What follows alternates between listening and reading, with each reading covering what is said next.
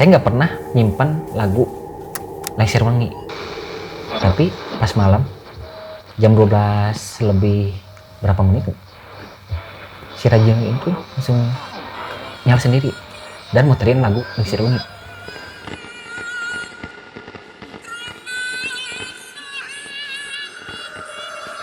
Pindahnya tuh si Neng dari ujung kaki tapi ke sebelah kepala saya, duduk kayak cewek biasa kayak gini. Ini ibaratnya si Neng, ini kepala saya, dia ngusapin kepala saya kayak gini.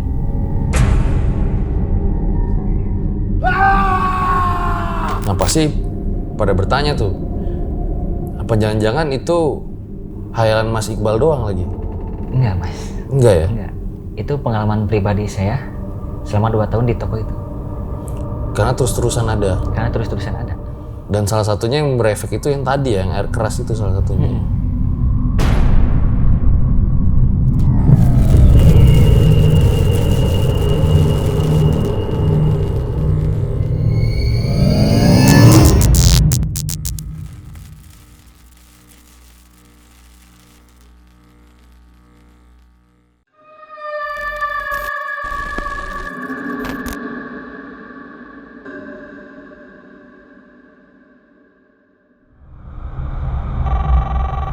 Bentar, ada telepon. Halo? Halo Bang Fajar, apa kabar? Baik.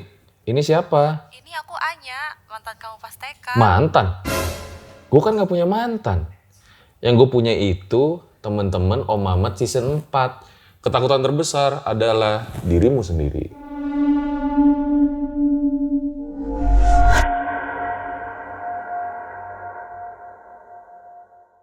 Hari ini gue masih di Bandung guys. Makanya kalau kalian punya cerita horor nih, warga Bandung, boleh banget share aja di email atau DM, siapa tahu bisa diundang di Om Mamat. Dan malam ini gue kedatangan seorang warga Bandung yang punya pengalaman horor ketika bekerja di toko kelontong katanya.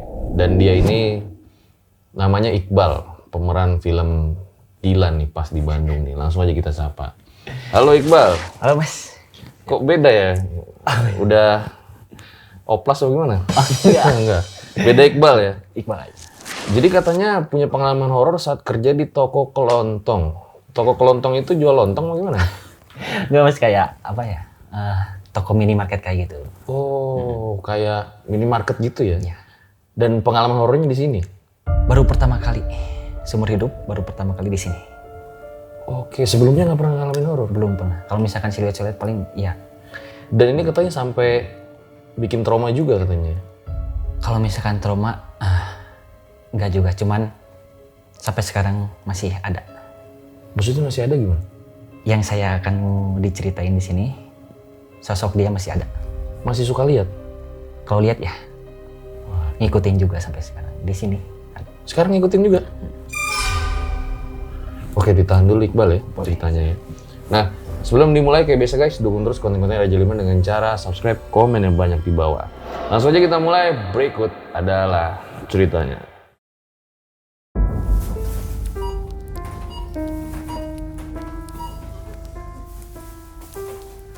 Ya Kang Iqbal, boleh ceritain awal mulanya kayak gimana? Oh mulainya gini mas, tahun 2015 itu kan saya baru lulus sekolah. Udah lulus sekolah, saya ngelamar kerja. Kebetulan yang dipanggil di perusahaan ini, di minimarket, tanggal 25 November tahun 2015. Pertama masuk tuh saya nanya dulu ke kepala toko. Di sini shiftnya shift apa aja?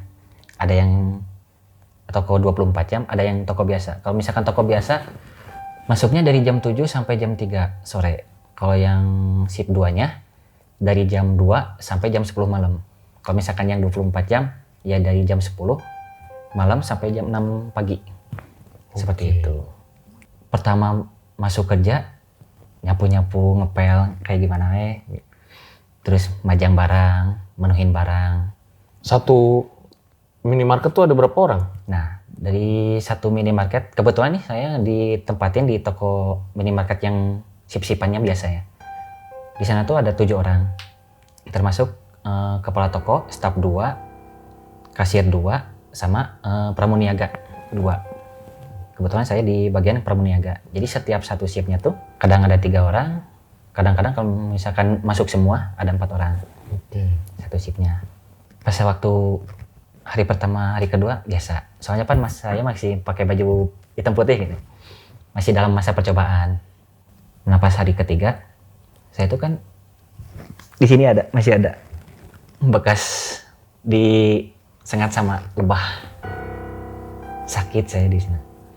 Nggak dirasain pas hari ketiganya. Cuman ya biasalah profesional kerja aja. Maksudnya apa yang dialamin di hari ketiga? Hari ketiga pas saya mau datang ke toko, saya tuh kan pakai jaket yang kayak Mas pakai ini. Pas masuk, pas pakai motor nih, si lebah itu masuk ke dalam jaket. Lebah hitam. Menyengat nih ke tangan saya. Pas kerja, masuk shift siang. Iya, gede banget itu guys. Gede, emang. Pas masuk shift siang, Rasanya apa? panas dingin selama 2 hari. Pas hari ketiga sama keempat. Pas hari ketiganya emang gak ada apa-apa sih. Cuma pas hari keempatnya nih, saya baru dah ngalamin yang namanya lihat makhluk tersebut.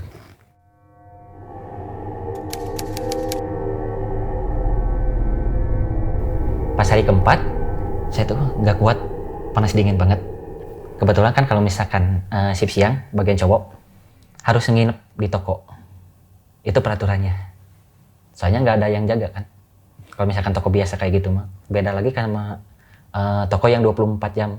Kalau 24 jam kan buka semua, buka terus. Kalau toko biasa mah harus ada yang nginepin cowok minimal 1. Kebetulan di sana yang kebagiannya tuh saya staf cewek kasir 1 sama saya pramuniaga. Otomatis saya nginep sendiri di sana. Nah pas keadaan saya udah mulai nggak kuat, ngedrop banget pas hari keempat, saya mulai agak ngerasa agak sesek, kayak ada yang ngeganjal gitu. Ada sesuatu yang beda dari toko, dari hari-hari sebelumnya. Pas saya masuk ke mes, saya ceritanya Mas, tokonya tuh kayak gini, ini area toko, ini area brankas, gudang biasa, ini gudang minyak sama gudang restoran, ini mes, ini tempat genset kalau misalkan mati lampu. Jadi ada banyak rumah atau banyak ruangan? Banyak ruangan aja. Okay. Nah di tempat genset ini kebetulan pinggirnya ada toilet kecil. Nah saya di mes di ujung toko ini. Pas udah ngerasa kayak gitu kan closingan tuh. Dari jam 9 sampai jam 10. Jam 10 udah tutup semua. Kebetulan pajangan udah pada penuh semua. Jadi saya tinggal langsung ke mes, tinggal tidur. Orang-orang udah keluar, digembok si rolling doornya sama yang bawa shift, sama yang di luar. Udah dikunciin semua, lorong tempat jualan udah dikunci juga. Saya masuk ke mes. Tempat saya tidur. Nah, tempat saya tidur tuh kayak gini. Ini kasur. Ini pintu. Di sini ada kaca dikit. Nah, di sini tuh ada loker. Nah, di sini, Mas. Awal mulanya. Baru pertama kali lihat bisa disebutkan hantu. Makhluk halus di sini. Menggigil. Tapi badan semua panas. Hawa juga, keadaan di dalam mes itu kayak berbeda banget. Panas iya, pengap juga iya. Saya merem di dalam mes. Kebetulan si lokernya tuh kayak gini. Ini loker, ini atapnya. Nah, udah ada gambarnya kan. Saya tidur, merem, tapi nggak bisa tidur. Pas saya buka mata, baru deh kelihatan ada sosok, bisa disebutkan si Neng. Si Nengnya tuh kayak gini, bajunya putih semua, nggak ada kaki, rambutnya panjang, nutup sampai bawah muka sampai segini.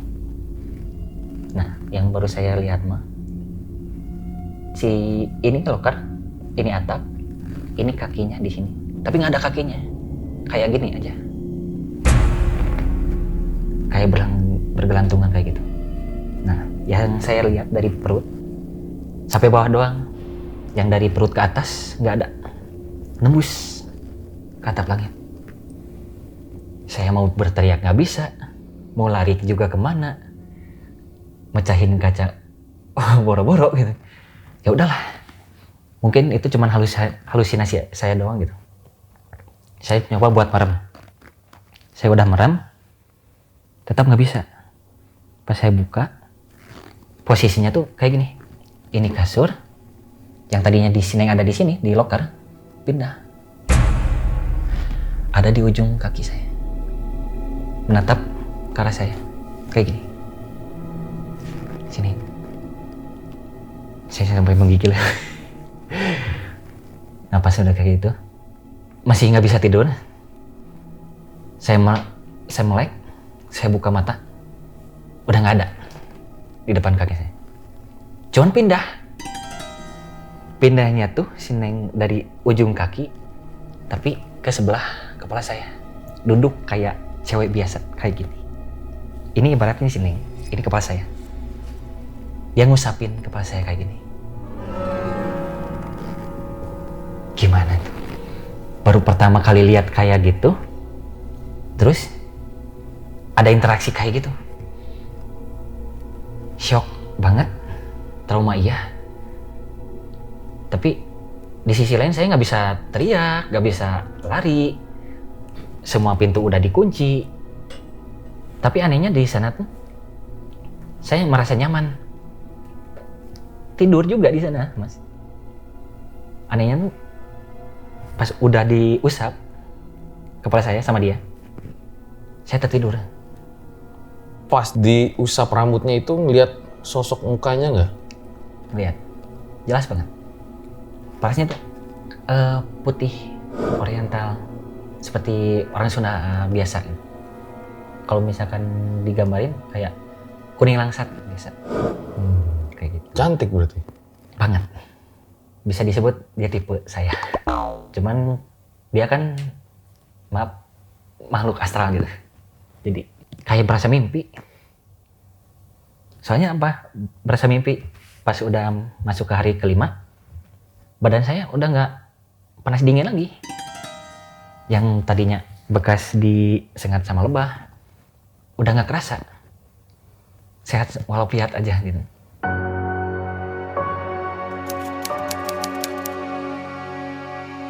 Pas besok harinya, saya tetap ke bagian shift siang, soalnya yang satunya lagi nggak masuk, dia sakit. Ketemu lagi sama dia. Dia tuh kayak gini, saya kan udah di mes. Oh, ini udah malamnya nih? Udah malamnya lagi, udah tutup closingan biasa. Hari selanjutnya. Pas saya udah mau tidur, kan ini gini nih, ini loker, ini kaca dikit. Nah, udah kaca, ini pintu. Nah, dari sela-sela kaca itu tuh, Sineng datang dari arah gudang minyak yang di sebelah mes. Datang, kirain mau buka pintu. Perasaan pintu udah saya kunci. Nembus dia, Mas. Dia nembus, ngadap ke saya. Dia duduk. Saya nggak bisa tidur. Ya udahlah. Saya juga mau gimana lagi? Ya, terimain aja. Saya bangun, saya duduk depan dia. Ngobrol. Saya ngobrol sama makhluk halus, man. Sumpah demi apanya. Saya nanya, Neng, dia cuman berdiri, nembus pintu lagi. Nah, dari pintu sini kan ada pintu lagi yang tempat genset, kalau misalkan mati lampu. Dia nembus, dia melihat ke arah saya. Kayaknya dia tuh pengen saya ngikutin dia gitu. Ya udahlah, buka pintu, masuk ke dekat arah toilet. Di sini kan ada genset. Dia nembus lagi. Nah, FYI, Mas, pintu buat ke area genset itu terbuat dari besi, digembok juga. Dia nembus dengan gampangnya. Anjir, dalam hati saya bingung mau gimana lagi. Ya udahlah, buka gembok, saya masuk, ini genset, ini si Neng. Nah di sini tuh ada kayak tanah lagi. Si Neng tuh nunjuk ke arah tanah kayak gini, lalu jongkok. Apa maksudnya gitu? Pas udah saya pikirin, ya udahlah, mungkin si Neng pengen saya ngegali tanah itu. Saya gali tanahnya. Pas udah di agak dalam dikit, hampir segini lah sama tangan saya. Soalnya kan tanahnya juga agak gembur gitu, nggak padat. Tanahnya segini. Di dalamnya tuh ada kayak gelang, tapi bukan gelang. Seperti tasbih lagi, warnanya hitam. Saya pegang, si Neng pas lihat ngangguk doang, kayak gitu. Kayaknya harus dipakai. Pas udah saya pakai, jelas di situ semua kelihatan. Ada makhluk kayak buto hijau ada, genderuwo juga ada, anak kecil hitam tapi bertanduk juga ada, banaspati juga ada. Tapi yang satunya lagi, maaf mas nih, saya nggak bisa dibicarain di sini soalnya apa ya, sensitif. Si Neng, kalau misalkan yang ini disebut namanya, dia pasti marah. Kalau misalkan disebutin mah apa ya, udah kayak kuncinya gitu. Sebelum toko ini berdiri, tanah itu masih kosong. Si makhluk ini tuh udah ada di sana. Nah kembali lagi, pas udah saya pakai, saya bisa ngelihat semuanya. Itu ada di mana aja? Yang ada di gudang biasa ada, di gudang minyak ada, di area toko juga ada, yang di toilet juga. Berarti ada. di minimarket itu semua? Cuman beda-beda ruangan aja? Beda-beda ruangan aja, cuman pengep, berdempetan. Tahu kan kalau misalkan genderuwo tuh badan kakinya aja udah segede gudang gitu. Si buto ijo tuh kayak searea area jualan. Si anak kecil ada di area gudang minyak. Yang banaspati itu diam di toilet. Pas saya udah ngelihat semua, saya pingsan. Dari kecil, dari umur 0 tahun sampai tahun 2015 itu, saya baru pertama kali yang namanya pingsan. Pingsannya tuh karena lihat kayak gitu. Nah, sudah pingsan, saya bangun. Tapi anehnya nih mas, saya bangun ada di atas kasur. Saya bingung, kok bisa gitu? Soalnya kan saya cuman pakai doang, pingsan, tapi ada di area kasur. Sedangkan saya pingsan ada di area genset. Kayak mimpi. Pas udah bangun, mungkin ini mimpi doang. Mimpi kali ya? Kalau misalkan mimpi, nggak ada dong si gelangnya. Tapi ini ada. Gelangnya ada. Pas saya ingat-ingat, bekas tanah yang saya gali ada nggak? Saya cek, pintu masih terkunci semua. Saya cek ada. Bekas lubang tanah yang saya gali itu ada. Tangan saya kotor juga ada. Masih ada bekas-bekas ngegali tanah itu. Nah, gila parah nih. Serem banget nih cerita. Gak, kok bisa ada tanah di minimarket tuh gimana maksudnya? Jadi kayak area terbuka gitu, tempat kayak kalau misalkan mau ngerokok, pasti di sana. Gitu. Ada di dalamnya itu? Ada. Kecil kali ya? Kecil. Muat buat genset sama kontainer yang kuning-kuning itu. Oh iya.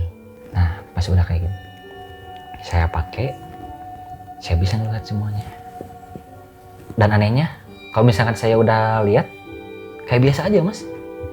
Saya ngeliat buto ijo, genderuwo, terus anak kecil, si Neng, banaspati juga, sama yang saya nggak bisa disebutin, biasa. Kayak nggak ada takut-takutnya. Bekerja seperti biasa bekerja, si pagi tuh. Saya kerja si pagi, biasa majang. Selesai dari sana, tepat jam 2 siang, saya pulanglah ke rumah sambil bawa tasbih yang kayak gelang itu. Sama saya disimpan di rumah. Saya tidur biasa. Nah, pas tidur tuh bangun saya jam 7 malam. Saya main seperti biasa sama teman-teman. Nah, bodohnya saya nih mas, si gelangnya tuh sama saya nggak dibawa, masih tetap ada di atas lemari saya. Pas saya pulang jam 10 malam, ayah saya langsung ngomong, "Bal, kenapa di kamar kamu lampunya nyala mati?" Terus pas saya dibuka, gak ada apa-apa. Anjir, saya lupa. Gelangnya nggak dibawa. Saya ceritain lah sama si ayah bahwa ceritanya tuh kayak gitu. Pas pertama si ayah baru tahu ceritanya kayak gitu, dia nggak langsung percaya kan. Bawalah si tasbihnya itu ke orang yang bisa ngelihat. Nah, saya kan si gelangnya tuh dikasih ke si orang yang bisa itu. Sebelum saya mau ngejelasin, dia langsung bicara kayak gini. Bal, ini gelang udah ada yang ngisi ya? Dalam hati saya, ngisi apaan kan? Si Neng, perasaan belum saya jelasin sama si mbaknya. Dia langsung bicara. Di sebelah kanan Iqbal ada yang punya gelang ini. Kok dia bisa tahu? Nah, di sini saya jelasin ke si mbaknya. Gini, Mbah, saya tuh dapat gelang ini di toko. Saya disuruh sama yang Mbah sebut tadi buat ngegali tanah yang dekat toko itu. Nemu dah si tasbih yang hitam kayak ini, tapi kayak gelang kan, jadi saya pakai. Nah, dari sini saya bisa ngelihat hal-hal yang kayak gitu, termasuk si Neng juga. Saya nggak tahu bahwa si Neng ini yang mendiami si tasbih ini. Makanya ayah saya datang ke Mbah buat tanyain apakah benar si Neng ngediamin tasbih ini. Ternyata kayak gitu. Nah, akhirnya kesimpulannya apa dari orang itu? Kesimpulannya dari si mbahnya tuh gini, tetap jaga. Kalau misalkan mau pakai ngaji aja. Iqbal kan sampai sekarang tetap suka ngaji sama teman-teman atau sama anak-anak toko. Pakai aja, nggak apa-apa. Lagian ini juga yang mendiami gelang ini bukan makhluk jahat, termasuk golongan makhluk putih lah. Jadi makhluk-makhluk baik kayak gitu. Dari sana saya nggak mau dengar lagi ya. Yang penting mereka nggak ngancam jiwa saya gitu. Nggak ngancamnya mental saya juga. Pas besoknya saya kerja.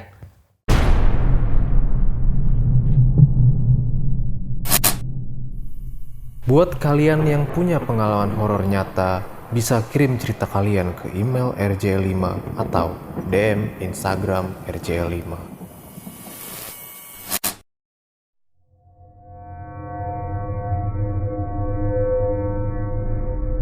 Masuk shift siang. Kebetulan di shift siang itu ada teman yang mau nginep. Yang satunya bisa disebutin namanya si Katro. Yang satunya lagi si Ucup. Yang si Katro ini pramuniaga. Kalau yang si Ucup ini yang punya tenan di depan tukang jus buah. Mereka tuh nginep. Pengen ngebuktiin nih, bener nggak cerita si Iqbal yang bisa lihat kayak gitu. Oh, nginep di minimarket? Ya, di Ini minimarket. posisi lu udah cerita kemana-mana nih? Udah cerita sama mereka doang. Pas nginep, anehnya tuh nggak ada hawa mau ngeliatin si Neng ataupun hal-hal mistis lainnya, nggak ada. Cuman yang jadi mistis itu si radio buat muterin musik di minimarket itu tiba-tiba bunyi. Oke lah kalau misalkan bunyinya lagu-lagu kayak DJ terus pop kayak gitu. Ini bukan. Lagunya Lengser Wengi. Kebetulan itu kan pakai kartu SD nih. Saya nggak pernah nyimpan lagu Lengser Wengi. Tapi pas malam jam 12 lebih berapa menit, si radio itu langsung nyala sendiri dan muterin lagu si Runi.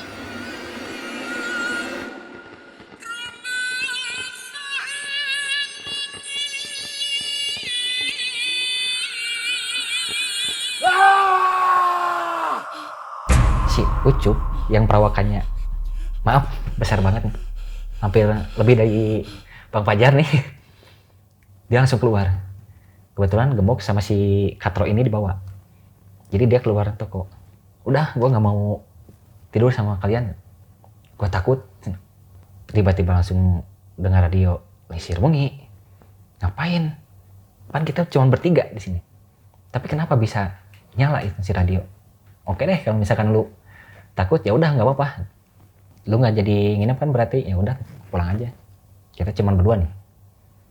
Pas udah berdua si gudang minyak itu yang di pinggir mes berantakan, kedengar banget suaranya.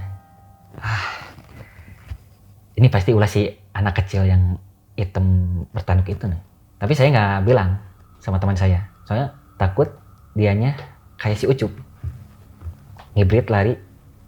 Ya udahlah, gak diceritain. Menurut itu mah cuma tikus lah, tidur biasa. Besoknya kebetulan saya masuk shift siang, jadi saya pulang langsung ke rumah.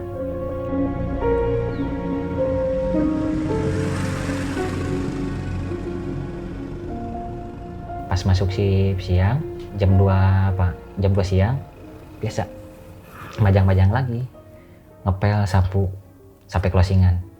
Nah di sini nih awal mula saya bisa ngobrol sama si Neng. Pas udah closingan, saya datang ke mes, saya duduk biasa, nggak tidur sampai pagi, Saya duduk biasa gini, hawanya udah mulai kerasa, pengapnya udah ada, si Neng melintas. Kalau misalkan orang biasa pasti ada ketuk suara kaki, ini enggak. Ini masuk lewat pintu tapi nembus menghadap ke saya, dia duduk. Kebetulan saya lagi pakai si gelangnya, terlihat jelas nggak tembus pandang si Neng itu. Mukanya juga cantik, putih kayak kuning langsat gitu. Saya nanya, Neng, ari anjen orang mana aslina? Si Neng ngejawab, abdi mah linggihna sanes di dieu. Saya mah linggihna di daerah Bandung Barat, cuman abdi aya nu miceun di dieu, kata si Neng. Nah Neng bisa miceun di dieu, kata saya. Loh, Nengnya ngomong? Neng yang ngomong. Artinya apa? Artinya gini, saya nanya ke si Neng, Neng, kamu asalnya dari mana? Si Neng ngejawab, saya bukan dari sini kak, saya tinggalnya dari Bandung Barat.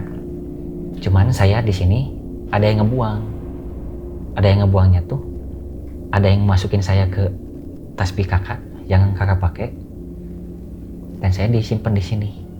Itu dari tahun kapan? Kata saya, udah lama, dari zaman kolonial Jepang mas kalau nggak salah.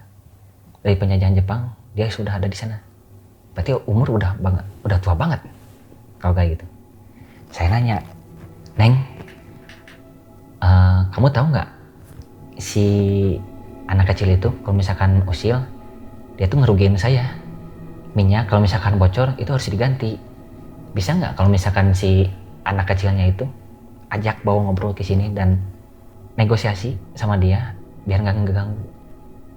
Kata dia gini, bisa aja cuman kakak harus nyiapin ikan cupang pakai mangkok sama kelereng 3 biji. Kenapa harus kayak gitu? Ya soalnya itu mainan kesukaan dia. Oke deh kalau misalkan kayak gitu, besok saya bawa. Ya kalau misalkan kayak gitu. Dia berdiri, nembus pintu, langsung hilang. Udah, saya tenang, saya tidur. Nah, pas besok harinya. Untuk nggak minta PS5 ya?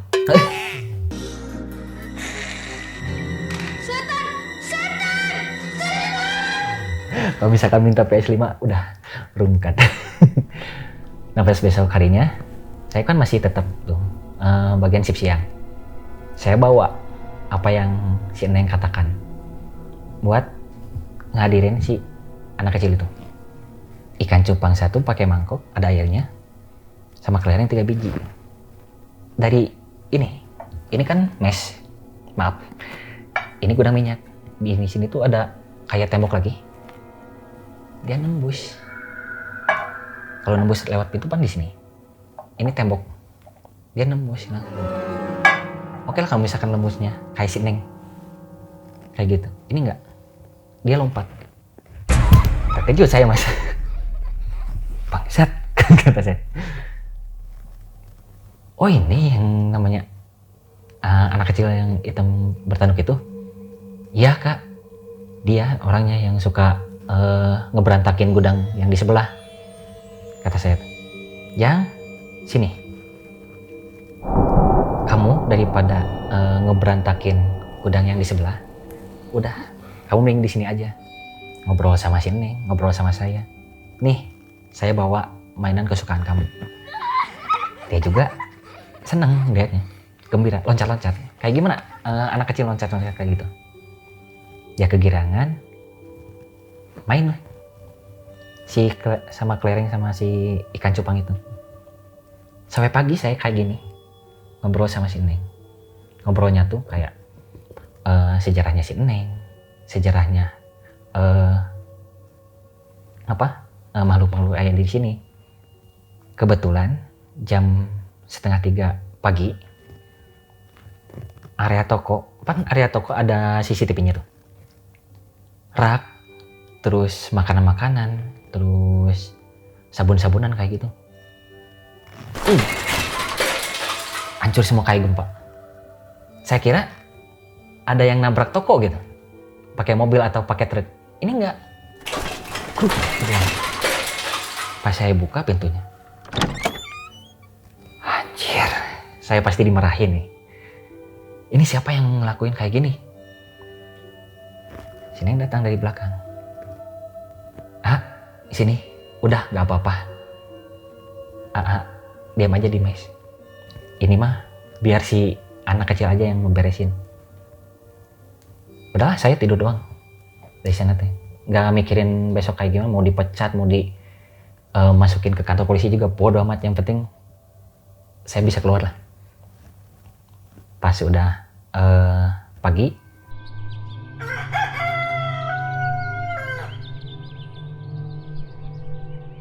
saya bingung mau buka pintu.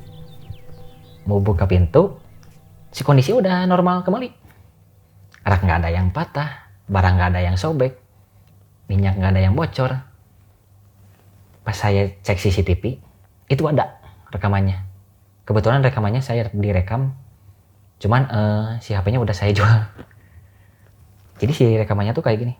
Jam 2:30 pagi, ambruk banget. Udah nggak ada sisa-sisa banget. Jam 3 pagi, mereka tuh kayak di reply lagi. Si barang-barangnya tuh masuk lagi ke rak, rapi banget. Nggak ada bekas kotor, nggak ada. Minyak berceceran nggak ada. Padahal pas malam saya lihat bahwa minyak berceceran, sabun udah kesana sini. Cuma pas jam 3 dilihat dari CCTV, udah seperti semula. Nah itu yang di toko. Saya ditanya, Neng, ini yang ngelakuin siapa? Itu makhluk yang ke-6. Oh yang itu. Iya. Tapi benar, saya nggak bisa ngejawab pertanyaan yang ini. Soalnya kalau misalkan saya nyebutin makhluk yang ke-6 ini, dia pasti marah. Kebetulan si Neng juga ada di sebelah saya. Sini.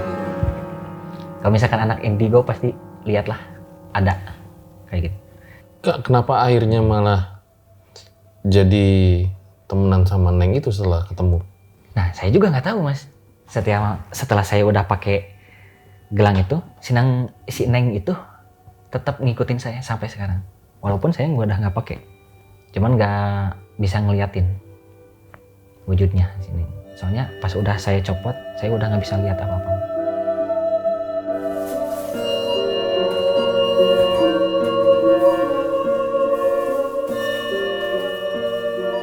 Waktu mulai berjalan hampir 2 tahun lah mas saya di toko itu, berkomunikasi sama si Neng, sama anak kecil hitam yang bertanduk itu. Saya mau resign dari kerjaan soalnya udah ada kerjaan baru. Nah sebelum saya resign kan masih ada waktu 5 hari. Hari terakhir kan saya masuk shift siang nih. Saya masuk di mes, terakhir ngobrol sama si Neng, pengen tahu wujud asli si Neng tuh kayak gimana. Saya nanya, Neng, ini terakhiran AA ada di sini. Besok saya gak akan kerja lagi di sini. Si Neng jawab, terus gimana? Saya nggak jawab. Saya pengen lihat wujud asli Neng tuh kayak gimana.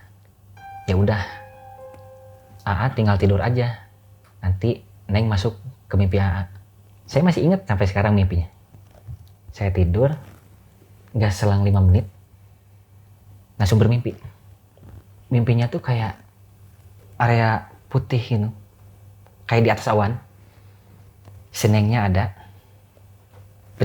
seperti sedia kala, pakai baju putih, rambut panjang lurus biasa, wajahnya cantik. Si Neng langsung ngomong kayak gini, benar mau lihat wajah Neng aslinya kayak gimana? Iya Neng, AA penasaran, biar AA tenang ninggalin Neng di sini. AA mau ninggalin Neng, kata dia. Iya, soalnya gak mungkin kalau misalkan Neng sama AA terus. Neng kan diam di sini, sedangkan AA harus pindah kerja. Soalnya AA resign dari sini. Ya udah kalau gitu, AA coba merem, kan AA lagi di mimpi, kenapa harus merem? Kata saya. Ya bisa lah, merem. Saya merem. Sini langsung ngomong, silakan sekarang AA bisa buka mata. Pas saya buka mata, perasaan saya dalam mimpi, tapi bau busuknya kecium. Wajahnya hancur, matanya ada di sini, yang sebelah, bajunya penuh sama darah sama tanah, tangannya di sini sobek, gede sobeknya, rambutnya acak-acakan, keriting, udah nggak berupa kayak si Neng sedia kala. Saya terbangun dari mimpi itu, ternyata si Neng ada di atas saya. Di atas gimana? Jadi saya berbaring, si Neng ada di atas. Berdiri. Neng, turun, kata saya. Gini turunnya, di samping. Saya bangun, duduk, si Neng juga ikut duduk. Itu asli wajah Neng yang aslinya? Iya, itu wajah Neng yang aslinya. Makanya sebelum itu kan Neng bilang, AA beneran mau lihat wajah Neng. Kata AA, iya serius. Ya udah, saya liatin. Ya udah nggak apa-apa. Yang penting Neng tetap baik-baik di sini. Jaga si anak kecil itu. Kalau misalkan ada yang ganggu, ya udah nggak apa-apa. Mungkin itu dari 4 makhluk yang itu.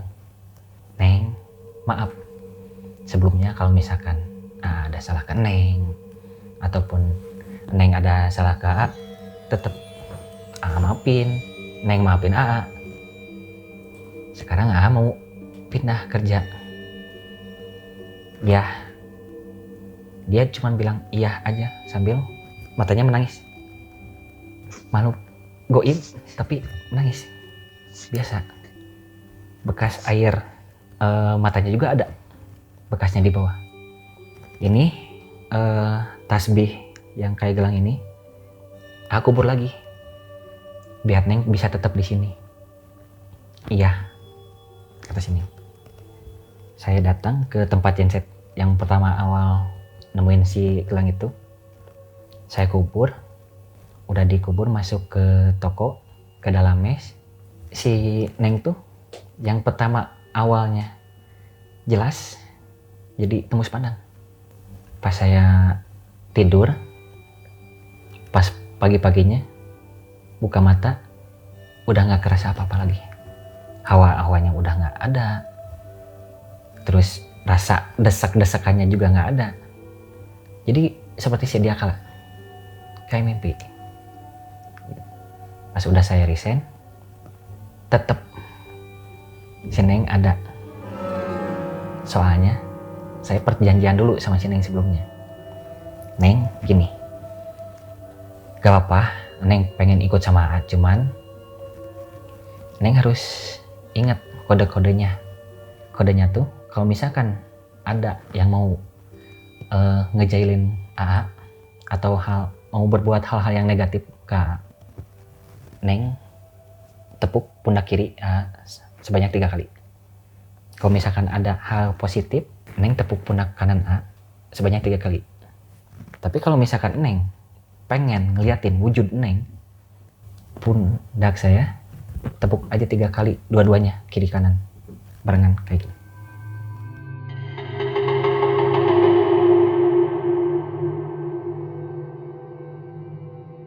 Beberapa hari kemudian ada suatu kejadian.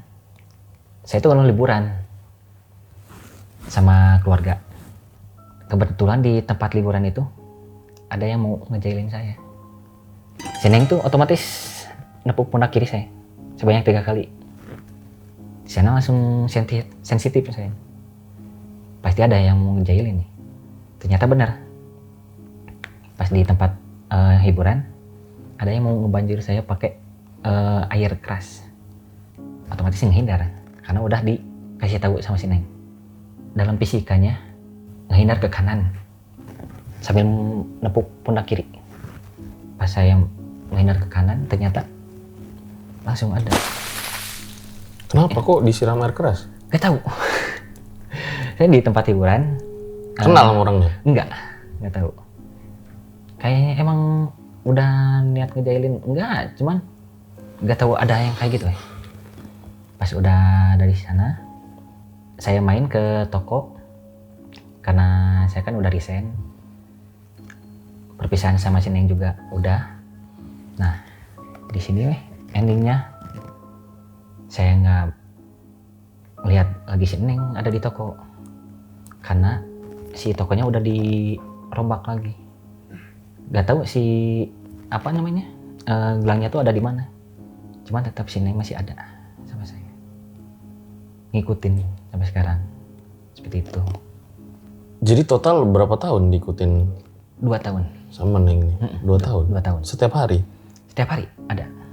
Mau di rumah, mau tempat saya main, rekreasi sama keluarga, di toko, ada. Sampai sekarang juga ada. Dan itu selalu terlihat sama... Kalau misalkan mau terlihat, dia pasti nepuk pundak gitu. Jadi nggak setiap saat ya? Nggak setiap saat. Tapi kalau misalkan ngikutin, ya pasti ngikutin lah. Kayak gitu.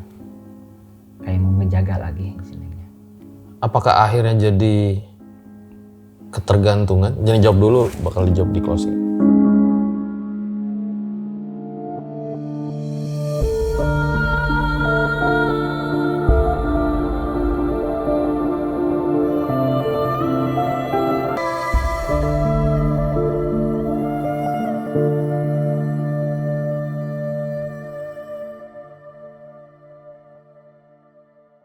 Itu deh guys, sebuah kisah dari Iqbal ya, dimana ternyata itulah awal pertemuan dia dengan Neng ketika bekerja di sebuah minimarket. Nah, Mas Iqbal, gue akan mewakili penonton nih sekarang nih, posisinya untuk bertanya-tanya ya.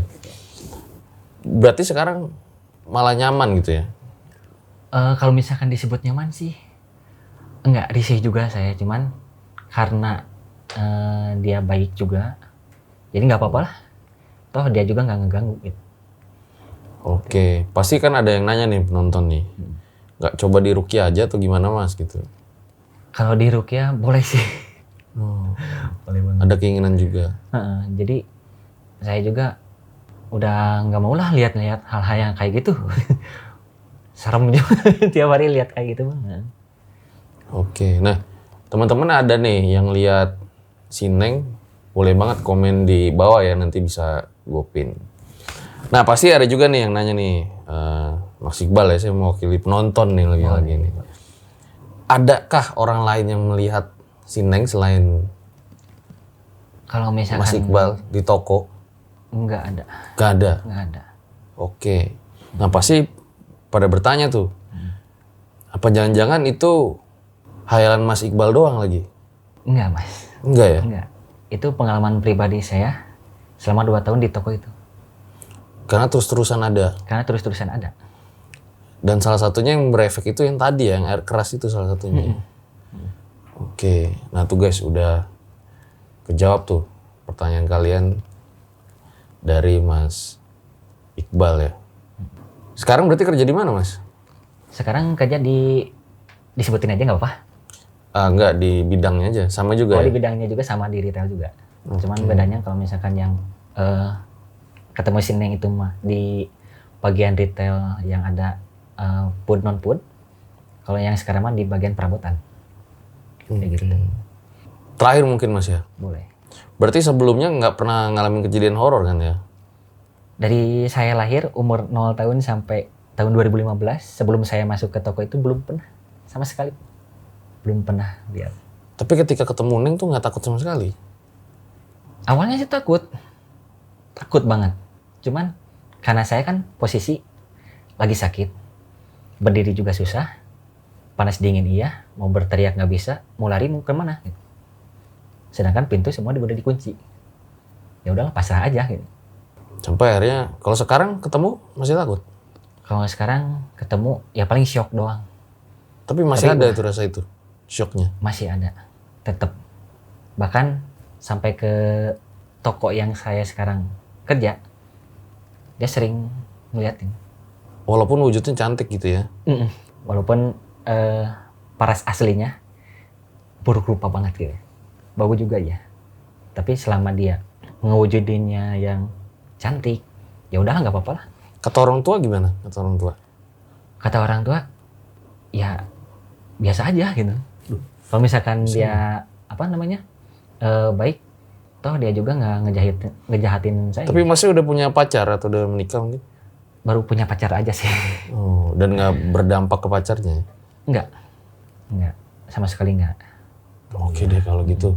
Makasih Mas Iqbal ya, udah mengisi nih cerita ketika gue lagi di Bandung ya. Nah gue sebagai inspektur horor tragedi akan menyimpulkan kisah pada kali ini. Wah, gila sih. Ambil baiknya, buang buruknya. Dengan adanya kisah-kisah seperti ini, jangan malah menjadikan kalian takut, tapi kalian harus semakin yakin dan percaya dengan kebesarannya. Gue Fajar Ditya, RJ5 undur diri. Ciao.